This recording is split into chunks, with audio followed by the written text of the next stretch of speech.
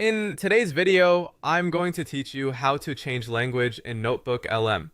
If you want NotebookLM to generate responses in a different language, the process is very quick and simple. Adjusting the output language can make the tool much more useful, especially if you prefer reading, studying, or working in a language other than the default one. I'll walk you through exactly where to find the setting and how to save the change so it takes effect properly.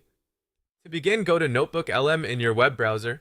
Once the site loads, make sure you're on the main interface where you can access your notebook settings and options. If you're already signed in, you should be able to continue right away. If not, just complete the sign-in process first so you can access the feature. After you're inside NotebookLM, look for the option labeled Output Language.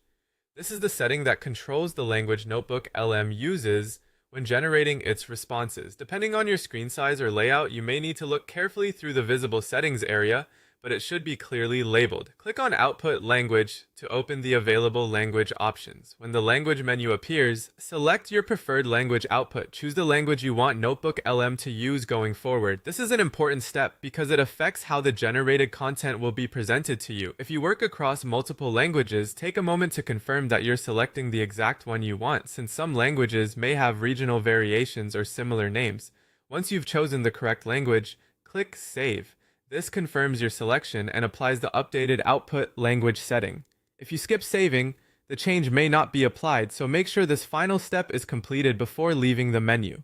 After saving, NotebookLM should now use your selected language for future outputs. If you don't see the change immediately, try generating a new response or refreshing the page to make sure the updated setting has taken effect. It's also a good idea to double-check the output language setting again if the results don't appear as expected. That's all it takes to change the language in NotebookLM.